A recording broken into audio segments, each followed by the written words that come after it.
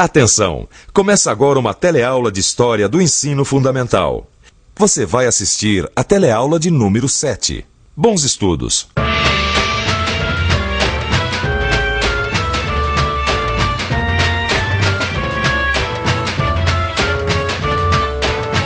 Esta é uma casa grande. Eram nessas mansões que viviam os senhores de engenho na América Portuguesa colonial. Mas será que todo homem livre tinha este padrão de vida naquela época? Para descobrir a resposta para essa e outras perguntas, acompanhe a história de Domingos Vieira de Carvalho, uma pessoa que nasceu e viveu no Brasil há mais de 300 anos.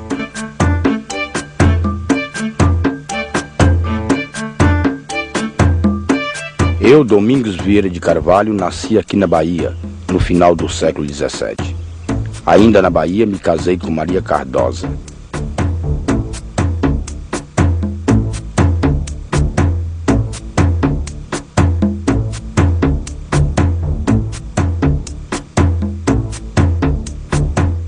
Eu e Maria tivemos 2 filhos que não sobreviveram à primeira infância. Desgraçadamente, logo depois, Maria se foi. Eu fiquei viúvo e ainda era moço.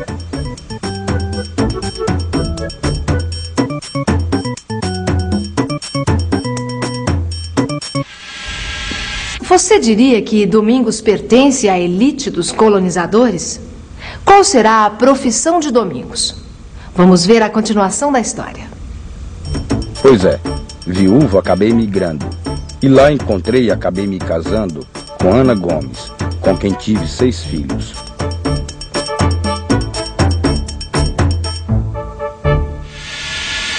Dois casamentos até agora, 8 filhos e uma migração. Você já conhece histórias parecidas com essa, não é? E a nossa história? Como continua? Será que Domingos foi mais feliz no Espírito Santo?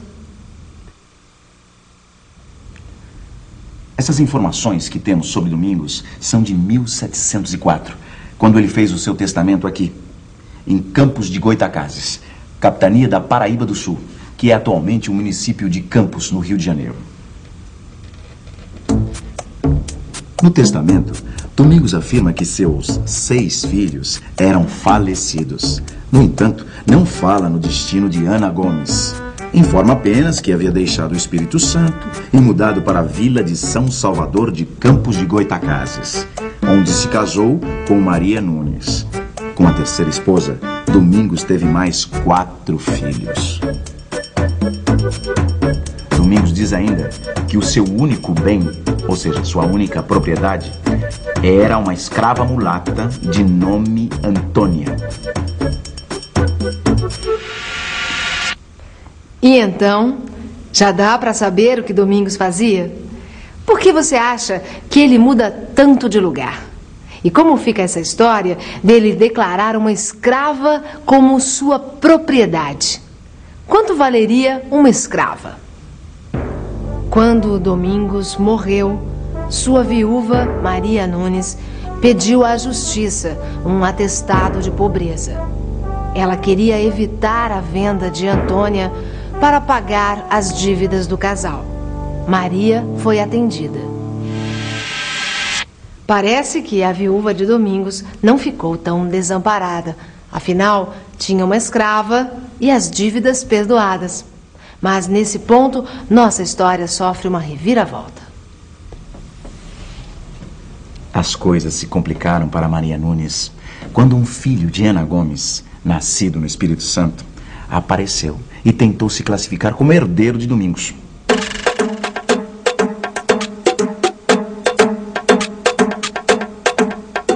Este filho alegou que seu pai, Domingos, era bígamo, ou seja, era casado com 2 mulheres ao mesmo tempo, pois Ana Gomes, a outra, ainda estava viva. E disse também que seu pai possuía bens que não constavam do testamento. Esses bens eram uma espingarda e um sítio com roças de mandioca onde morava. Pois é, finalmente descobrimos o que Domingos fazia. Ele era agricultor, plantava mandioca. Os documentos que contam essa história, o testamento e o inventário, têm quase 300 anos. Mas eles não dizem como o problema das viúvas de Domingos foi resolvido. Mas o que é mais curioso é que essa história é muito parecida com outras histórias que a gente ouve ainda hoje. Com as histórias de muitos Domingos espalhados por esse Brasil afora.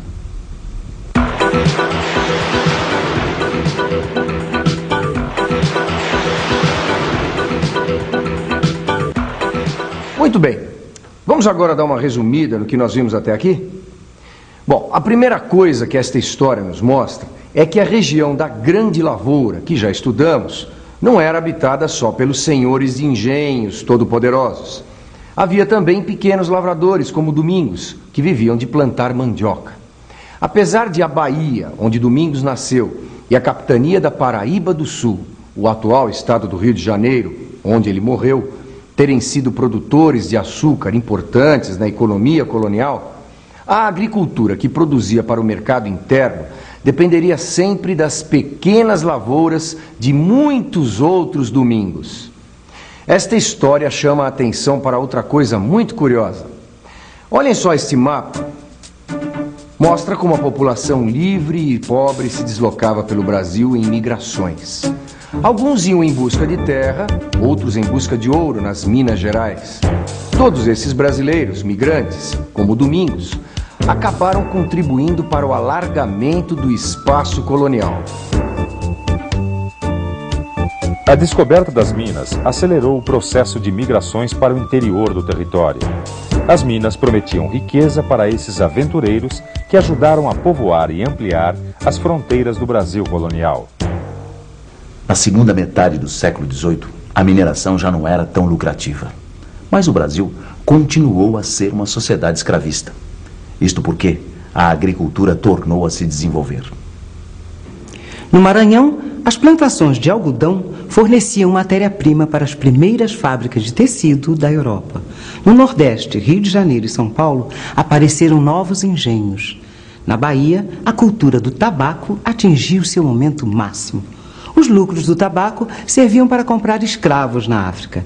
E na época da proclamação da independência, a cultura do café se expandiu no Rio de Janeiro. Eu tenho aqui alguns documentos interessantes. Veja como os escravos estavam distribuídos nas propriedades. Nos engenhos e fazendas grandes, o número de escravos ia de 50 a mais de 100. Nas plantações de cana, tabaco e algodão, que podiam ser pequenas ou médias, havia de 10 a 50 escravos. Eles podiam tanto fazer serviços domésticos como de produção. Já nos sítios, com produção pequena de porcos, milho ou mandioca, o número de escravos raramente passava de 5 e trabalhavam junto com os donos. E, frequentemente, o proprietário tinha só um escravo. Era esse o caso de Domingos, 100 anos antes. Domingos era pobre. Ao mesmo tempo, todos achavam natural que tivesse uma escrava. Por que será que os brasileiros faziam tanta questão de ser senhores de escravos? Qual seria a importância desse título, que hoje nós achamos até vergonhoso? Ter escravos, pelo menos uns 20, dava importância a um homem livre. Vale a pena até sacrificar outras comodidades para isso, como eu descobri nesse livro. É prova de mendicidade extrema o não ter um escravo. Ter-se-ão todos os incômodos domésticos, mas um escravo a toda a lei. Parece incrível, mas havia proprietários que haviam sido eles mesmos escravos e viraram senhores logo após ter recebido ou comprado a alforria.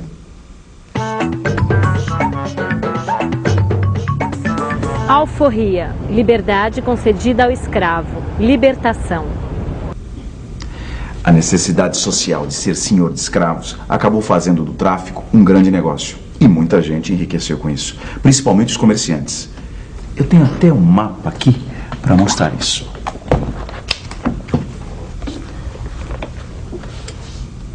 Os grandes comerciantes do tráfico eram de Salvador e do Rio de Janeiro. E também havia muito comércio interno na colônia.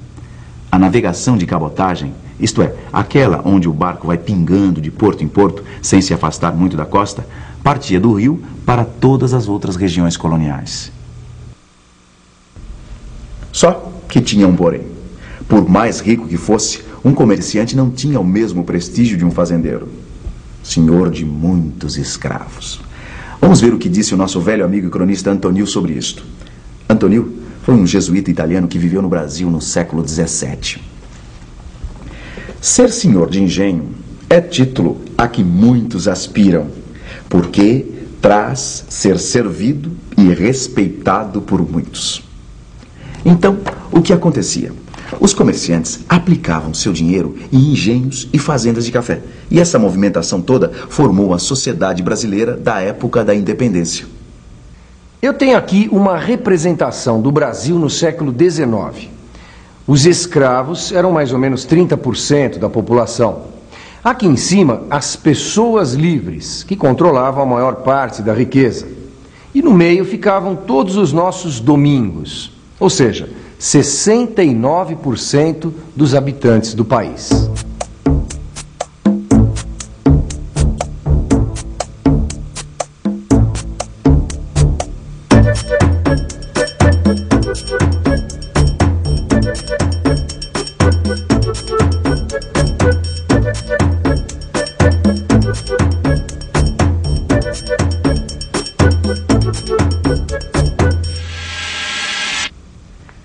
Pois é, era assim que vivia a maior parte da população do Brasil no fim do período colonial.